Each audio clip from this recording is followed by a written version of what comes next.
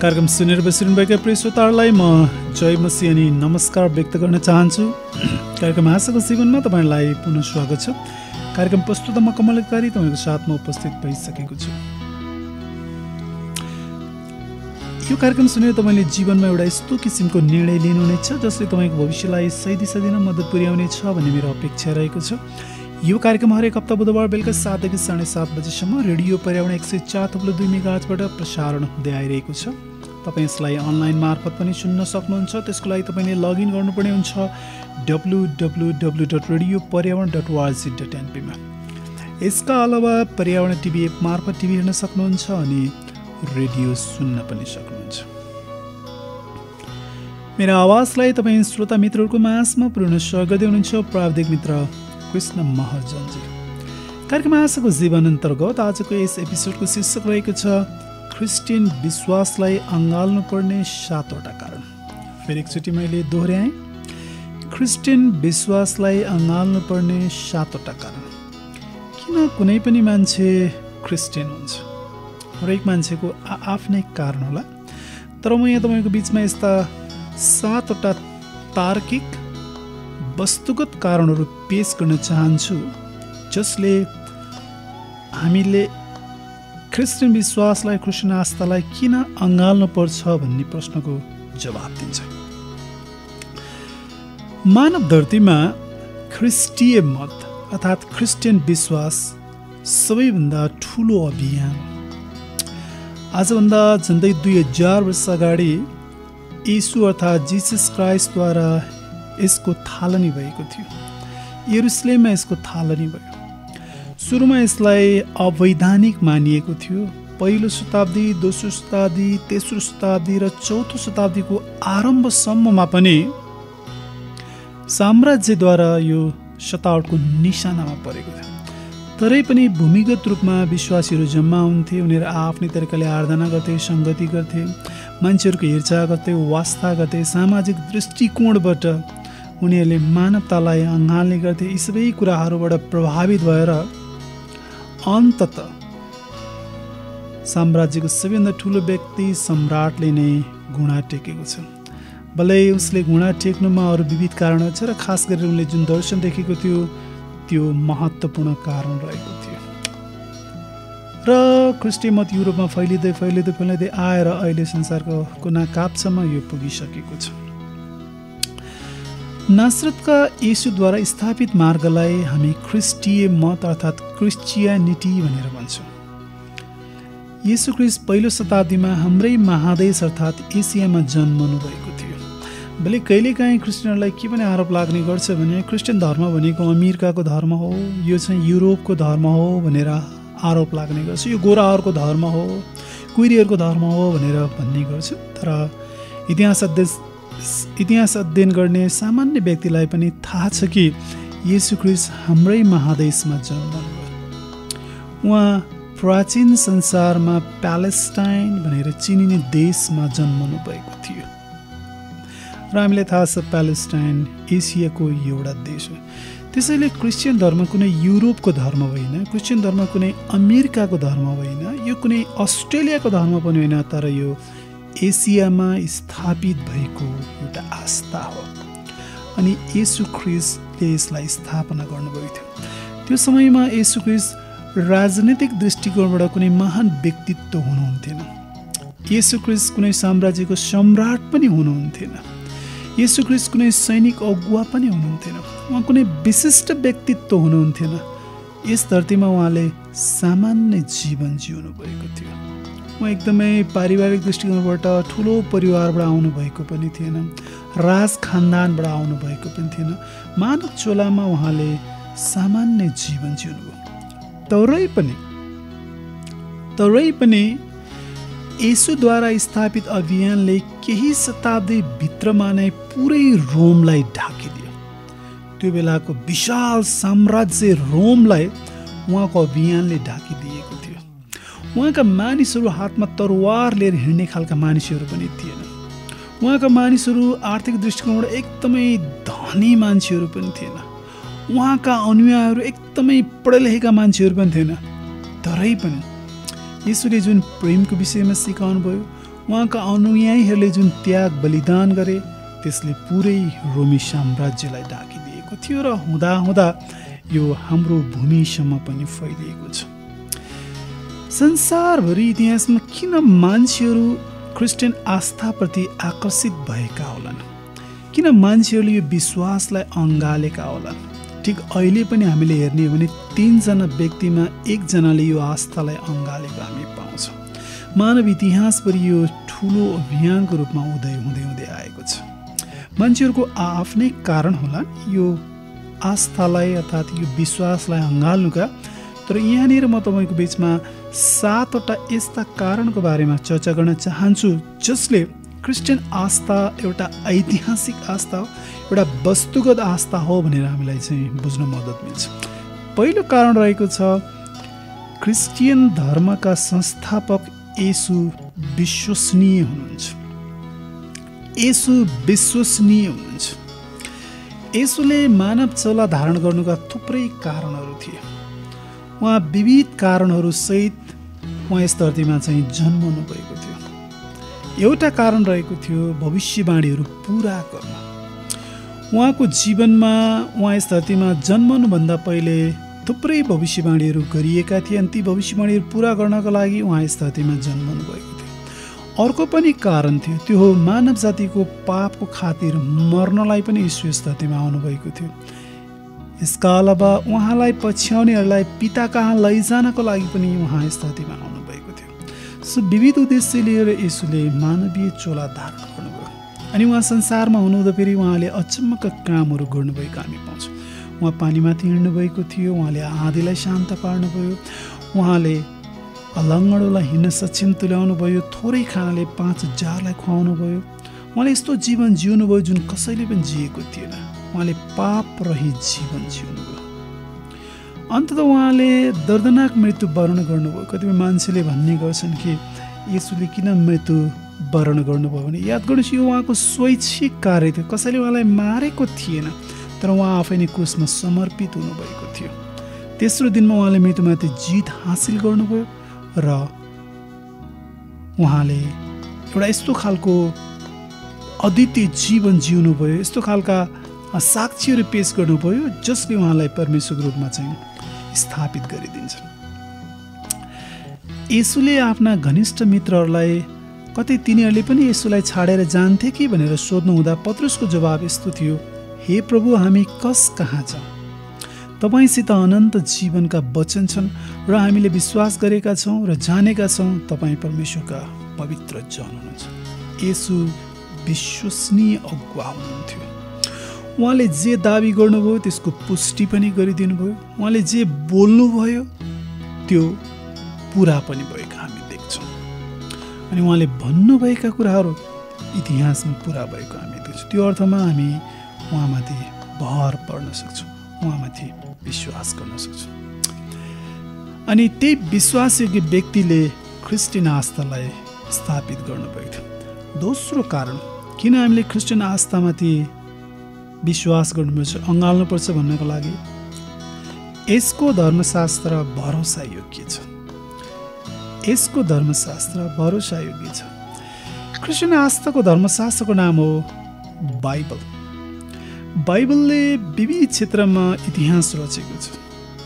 40 भन्दा बढी मानवीय लेखकले झन्डै 1600 वर्षको अवधि लगाएर यो पुस्तकलाई लेखेका थिए। अनि क्रिस्चियन आस्था, यसको अभ्यास, यसको विश्वास यही धर्मशास्त्रमा आश्रित छ। यो पुरै बाइबललाई पढ्दा फेरि यसमा विविध विषयवस्तुहरू पाइने भए तापनि यसको मूल विषयवस्तु अर्थात् थीम अर्थात् मुख्य कथावस्तु भने एउटै छ। त्यो रहेको छ मानव जातिको लागि परमेश्वरको छुटकाराको योजना। बाइबल धर्मशास्त्र सृष्टिको कथासहित सुरु हुन्छ र अनन्तताको प्रवेशद्वारमा गएर टुङ्गिन्छ। यहाँनिर विविध भूगोलको बारेमा चर्चा गरिएको छ, इतिहासको बारेमा चर्चा गरिएको छ, संस्कृतिको बारेमा चर्चा गरिएको छ। अनि यस्ता भूगोलहरू, इतिहासहरू, संस्कृतिहरू र कैयौँ व्यक्तिहरूको बारेमा हामी अहिले पनि खोज अनुसन्धान गर्न सक्छौँ। अनि यसलाई खोज अनुसन्धान गर्ने एउटा क्षेत्र रहेको छ आर्कियोलोजी अर्थात् पुरातत्त्वविद्या। पुरातत्त्वविद्याले कैयौँ खोजहरू एक पछि अर्को गरेर हाम्रो सामु ल्याइदिएका छन्। ती खोजहरूले बाइबलका ती विवरणलाई ऐतिहासिक ढङ्गमा पुष्टि गरिदिएका छन्। इतिहासभरि नै बाइबलको पाण्डुलिपिलाई कयौँ पटक प्रतिलिपि गरिएको भए तापनि यसको सच्चाइ गुमेको छैन रहेछ भनेर 20औं शताब्दीमा पत्ता लगाइएका मृतसागरका मुठाहरूले प्रमाणित गरेका छन्। सो बाइबलमा उल्लेखित घटनाहरूलाई पुरातत्त्वविद्याले पुष्टि गरिदिएको छ। बाइबलमा उल्लेखित कयौँ कुराहरू, कयौँ वर्णनहरूलाई एकपछि अर्को गरेर पुरातत्त्वविद्याले पुष्टि गरिदिएको छ। त्यस कारणले गर्दा हामी के भन्न सक्छौँ भने हामी बाइबल धर्मशास्त्रमाथि भरोसा गर्न सक्छौँ। यो ऐतिहासिक रूपमा चाहिँ विश्वसनीय ग्रन्थ हो भन्नका लागि विविध आधारहरू छन्। आजको एपिसोडमा तपाईँले सुन्दै हुनुहुन्छ क्रिस्चियन विश्वासलाई अँगाल्नु पर्ने 7वटा कारण। किन मान्छे क्रिस्चियन हुनुपर्छ? के छ त्यस्तो कारण? क्रिस्चियन नीतिमा अथवा क्रिस्चियन आस्थामा त्यस्तो के कुरो छ जसको कारणले गर्दा हामीले यसलाई अँगाल्नु पर्ने हुन्छ? दुईवटा कुरो तपाईँले हेरिसक्नु भएको छ। यसको संस्थापक येशू ख्रिस्ट अर्थात् जिसस क्राइस्ट विश्वसनीय हुनुहुन्छ। दोस्रोमा तपाईँले सुनिसक्नु भएको छ यसको धर्मशास्त्र बाइबल भरोसायोग्य छ। मैले तपाईँलाई तुरुन्तै तेस्रो बुँदामा लगेँ। त्यसको कारण रहेको छ यसले जीवनलाई उचित किसिमले व्याख्या गर्छ। सबै धर्मले आफ्नो अस्तित्वको अर्थ दिने कोसिस गर्छन्। सबै धार्मिक प्रणालीले हामी कहाँबाट आयौँ, किन यहाँ छौँ र कतातिर जाँदैछौँ भन्ने जस्ता जीवनका गहनतम प्रश्नहरूको सम्बोधन गर्ने प्रयत्न गर्छ। याद गर्नुहोस्, जीवनमा केही प्रश्नहरू अत्यन्तै महत्त्वपूर्ण छन्, जसमध्ये यी प्रश्नहरू जस्तै हामी कहाँबाट आएका होला, हामी यहाँ के गर्दैछौँ, हामी यहाँ किन आएका हौँ, हामी कतातिर जाँदैछौँ, यी जीवनका अति नै महत्त्वपूर्ण प्रश्नहरू। यो विश्वलाई जसले सृष्टि गर्नुभयो उहाँले नै यसको वास्ता र हेरचाह गर्न सक्नुहुन्छ। यो कुरो येशूले सिकाउनु भयो। हामीले जे अनुभूति गर्छौँ, जुन दुःख भोग्छौँ, त्यही अनुभव गरी हाम्रो निम्ति मर्नु नै त आखिरमा येशू नै हुनुहुन्छ। अर्थात् जीवन के हो, यो कहाँबाट आएको छ, यो किन यहाँ छ, कतातिर जाँदैछ, यसलाई क्रिस्चियन आस्थाले उचित किसिमले व्याख्या गर्दछ। चौथो कारण रहेको छ क्रिस्चियन आस्थालाई अँगाल्नु पर्ने यो इतिहासको निरन्तरता हो। यो क्रिस्चियन आस्था अर्थात् क्रिस्चियन विश्वास हिजो मात्रै सुरु भएको होइन, आजभन्दा 50 वर्ष अगाडि मात्रै सुरु भएको पनि होइन, आजभन्दा 100 वर्ष अगाडि मात्रै पनि सुरु भएको होइन। यसको जरा प्राचीन संसारमा गढेको छ। जसले ख्रिस्टलाई अँगाल्दछन् तिनीहरूले उही परमेश्वरलाई पुजेका हुन्छन् जसलाई आदमले पुजे, जसलाई अब्राहमले पुजे, जसलाई साराले पुजे, जसलाई सोलोमनले पुजे, जसलाई दानियलले पुजे, जसलाई अगमवक्ताहरूले पुजे। क्रिस्चियन आस्था भले यसको थालनी आजभन्दा लगभग 2000 वर्ष अगाडि भएको भए तापनि यसको जरा भने हजारौँ वर्ष अगाडि गाडिएको हामी पाउँछौँ। येशूले इतिहासलाई इन्कार गर्नु भएन। उहाँ त इतिहासको परमेश्वर हुनुहुन्छ।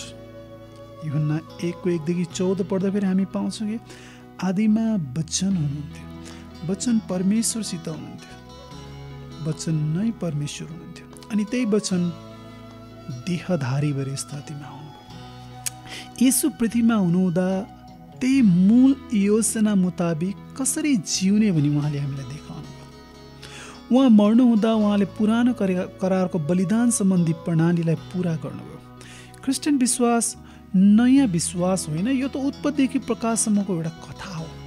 यो उहाँको कथा र यो हाम्रो पनि कथा हो। याद गर्नुहोस्, हामीले क्रिस्चियन आस्थालाई अँगालिरहँदा फेरि यो हजारौँ वर्ष पुरानो आस्थासँग जोडिएको आस्थालाई हामीले अँगालिरहेका छौँ। अनि इतिहासभरि यो फैलिँदै फैलिँदै फैलिँदै फैलिँदै आएको छ। भले यसको लागि धेरै ठुलो यसले सङ्घर्ष पनि गरेको हामी इतिहास पढ्दाखेरि पाउँछौँ। पाँचौँ कारण रहेको छ यसमा जीवनलाई रूपान्तरण गर्ने शक्ति छ। यसैलाई गिरफ्तार गरिँदा उहाँलाई छाडेर जाने उहाँका चेलाहरू मात्रै केही हप्तापछि नाटकीय रूपमा परिवर्तन भएनन्, तर उहाँका शत्रुहरू पनि बदलिएको कुरो हामी बाइबलमा पढ्न पाउँछौँ। येशू गेत्सेमनीको बगैँचामा हुनुहुन्थ्यो अनि उहाँको विरुद्धमा झुटा आरोपहरू लागेका थिए। भले ती आरोपहरू पछि पुष्टि भएनन् अनि यसुलाई गिरफ्तार गरिँदा फेरि यसुसँगै हिँडेका ती चेलाहरू जो 3.5 वर्षसँगै उहाँ सँगसँगै हिँडेका थिए उनीहरूले यसुलाई त्यागेर गए, तिनीहरूले यसुलाई छाडेर गए। तर यी चेलाहरूको बारेमा पढ्दाखेरि झन्डै 7 हप्ता पछाडि उनीहरूको जीवनमा नाटकीय परिवर्तन आएको छ।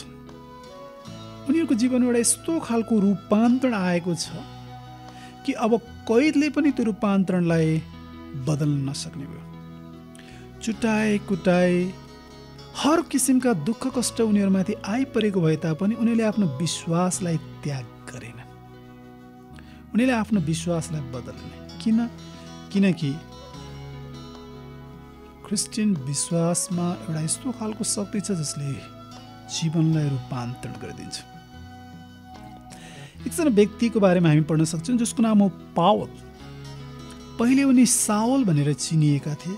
उनले मण्डलीको खेदो गरे, सतावट गरे, कतिपय क्रिस्चियनहरूलाई बाँधेर समातेर घिसारेर उनले झ्यालखानासम्म लैजाने कोसिस मात्रै गरेनन्, तर कतिजनाको हत्याको साक्षी बनी उनी आफै पनि हत्यारा थिए भने उनी आफैले गवाही दिएका छन्। तरै पनि दमस्कसको बाटोतर्फ गइरहँदाखेरि जब पुनरुत्थान हुनुभएका येशूसित उनको जम्का भेट भयो, त्यसपछि उनको जीवनमा 180 डिग्रीको परिवर्तन आयो। पछि उनी येशूका अनुयायी बने, मिसनरी बने र संसारका विविध भूगोलहरूमा उनले सुसमाचार सुनाए। युरोपभरि उनले सुसमाचारको पानीले युरोपलाई सिंचित गरिदिएर जसका फलहरू आज हामी देख्न पाउँछौँ। यसोद्वारा ऐतिहासिक अनुभवहरू मात्रै रूपान्तरित भएका छैनन्, तर आधुनिक विद्वानहरू, लेखकहरू, वैज्ञानिकहरूको जीवनमा पनि रूपान्तरण आएको हामी देख्छौँ। क्रिस्चियन विश्वासमा जीवनलाई रूपान्तरण गर्ने शक्ति छ। 6औं कारण रहेको छ, यसले समाजमा असाधारण प्रभाव पारेको छ। येशू पेसाले सिकर्मी हुनुहुन्थ्यो, तरै पनि उहाँले संसार बदलिदिनु भयो। आज हामी जुन पात्रोको परिवर्तन गरिरहेका छौँ, जसलाई हामी ग्रेगोरी पात्रो भन्छौँ, जस अनुसार आज तपाईँहरूमा 2022 सालमा छौँ, यो उहाँको प्रभावमा निर्माण भएको पात्रो। मितिहरू उहाँको पात्रोको प्रभावका मौन गवाहीहरू। घरको छत, हार, कुण्डल, क्रुसको चिन्ह आदि जस्ता मानव निर्मित वस्तुहरू उहाँको मृत्युका दृश्यवान साक्षीहरू। कयौँ सहरका नामहरू उहाँको नामसँग जोडिएको हामी पाउँछौँ। कयौँ भवनहरू उहाँको कारणले गर्दा उहाँकै नामसँग कनेक्सन भएको छ। अस्पतालहरू, स्कुलहरू, मानव अधिकारका अवधारणाहरू, प्रेस स्वतन्त्रका अवधारणाहरूको इतिहास खोज्दै जानियो भने हामी येशूसँग चाहिँ पुग्छौँ, क्रिस्चियन आस्थासँग चाहिँ जोडिन पुग्छौँ। सामाजिक नीतिशास्त्र, वैज्ञानिक विधि साथै कल कारखाना सम्बन्धी नीति नियमको लागि पाश्चात्य दृष्टिकोणले जुन आधार तयार पार्यो, त्यसको जग आधारभूत क्रिस्चियन मूल्य मान्यतामा गढेको थियो। पूर्वीय साथै पश्चिमी जगतमा भएका सामाजिक राहतका सङ्घ संस्थाहरू अरू धर्ममा भन्दा हामी फरक देख्छौँ। यी अन्य धर्ममा मौलाएका कुराहरू होइनन्, तर प्रत्यक्ष वा परोक्ष रूपमा बाइबलका मूल्य मान्यताहरूमा युदे भएको। समाज सुधारको निम्ति क्रिस्चियन शिक्षाले जुन भूमिका खेलेको छ त्यो अतुलनीय छ। श्रोताहरू, आज तपाईँले सुनिरहनु भएको छ क्रिस्चियन विश्वासलाई अँगाल्नुपर्ने 7वटा कारण। पहिलो कारण हामीले हेर्यौँ, यसको संस्थापक येशू ख्रीष्ट विश्वसनीय हुनुहुन्छ। दोस्रोमा तपाईँले सुन्नुभयो, यसको धर्मशास्त्र भरोसायोग्य छ। तेस्रोमा यसले जीवनलाई उचित तवरले व्याख्या गर्छ। चौथो, यो इतिहासको निरन्तरता हो। 5औं कारण रहेको छ, यसले जीवनलाई रूपान्तरण गर्दछ। 6औँमा हामीले हेर्यौँ, यसले समाजमा असाधारण प्रभाव पारेको छ। 7औं र अन्तिम कारण रहेको छ, यसमा उद्धार पाइन्छ। वैकल्पिक धार्मिक दृष्टिकोणका पनि आफ्नै मुक्तिदाताहरू नभएका होइनन्, तरै पनि ती मुक्तिदाताहरू चिहानमा नै सीमित रहे। मृत्युमाथि विजय हासिल गर्नुहुनेमाथि भरोसा गर्नेहरूलाई अनन्त जीवन दिने प्रतिज्ञा अन्य कुनै पनि धार्मिक प्रणालीमा पाइँदैन। ख्रीष्टले प्रस्ताव गर्नुभएको उद्धार हाम्रो काममा आश्रित छैन, तर उहाँले हाम्रो निम्ति जे गर्नुभयो त्यसको स्वीकारमा आश्रित छ। नैतिक वा धार्मिक प्रयासको साटो यो उद्धारको निम्ति केवल हामी पापी छौँ भन्ने स्वीकारको खाँचो पर्छ, जुन कुरा हामी बाइबलमा पाउँछौँ। श्रोताहरू, क्रिस्चियन विश्वास कुनै कपोल कल्पित कुरो होइन, एकादेशमा डडडट भन्ने कुरो पनि होइन। यसको लागि हामीसँग वस्तुगत साक्षीहरू छन्, वस्तुगत कारणहरू छन्। अनि यो आस्थालाई अँगाल्नुपर्ने विविध कारणहरूमध्ये आज तपाईँले यी 7वटा कारणहरू सुन्नुभएको छ।